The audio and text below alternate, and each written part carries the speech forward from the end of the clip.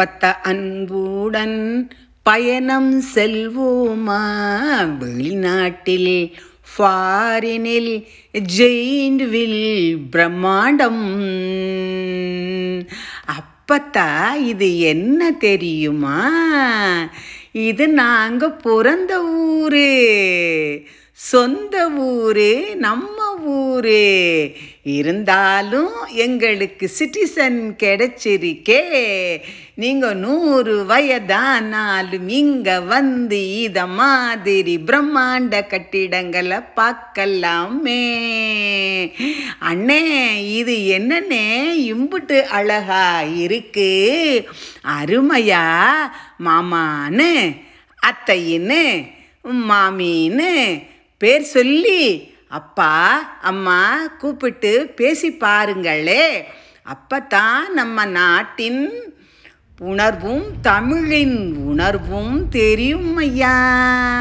பிரம்மாண்ட கட்டடங்களை பார்க்கையிலே இதையெல்லாம் யாரு கட்டினாங்க? நம்ம ஊர் ஆளுக தானே. துபாய் ஆனாலும், யுஎஸ் ஆனாலும், யூகே ஆனாலும், அமெரிக்கா ஆனாலும், சாஃப்ட்வேர்னாலும் ஹார்ட்வேர்னாலும் நம்ம பிள்ளைங்க தானே பேர் சொல்லுது. அழகான, அன்பான, அரவணைப்பான ஊரே நம்ம ஊரு தானே. தீப்பெட்டி போல அழகான பாலங்களும் மரங்களும் ஆக்சிஜனை அதிகமாக கொடுத்து ரோட்டின் அழகும் வீட்டின் அழகும் பிரம்மாண்ட வானம் தொடும் பில்டிங் அழகும் நாட்டை விட்டு வர சொல்ல தோணுதையா. ஆஸ்திரேலியாவா பொண்ணை கொடுங்க, அமெரிக்காவா பொண்ணை கொடுங்க, டெலிவரிக்கு போகலாம், சுற்றி பார்க்கலாம்.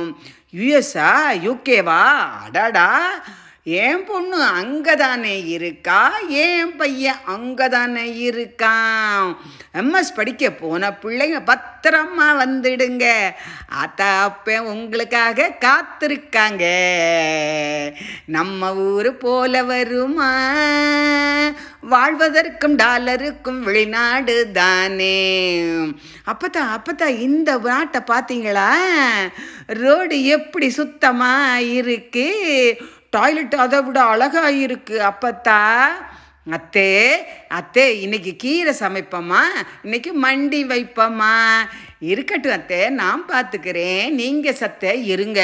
இல்லாத்தா 2 பேரும் சேர்ந்து சமைப்போம். நேற்று வச்சிருந்தியே அந்த குழம்பு இன்னைக்கு ரொம்ப நல்லா இருக்கு. அவங்க வீட்டுக்கு போனோமே, அது எப்படி இருந்துச்சு? நல்லா பண்ணி இருந்தாங்கத்தா. அருமையாக நம்ம நாட்டு உணவு போல அப்படி சமைச்சிருந்தாகத்தா. ஆசையோட அன்போட அம்மான்னு அப்பத்தான்னு எல்லோரும் அழைக்கையில் அப்பத்தாவின் அருமை தெரியுதே. கடவுளே, இதெல்லாம் உன் விளையாட்டு தானா? அருமையான வானந்தோடும் ஊரை பார்க்கையிலே இருக்க தோணுதா? வந்துருங்க ஆத்தா, கொஞ்ச நாள் இருந்துட்டு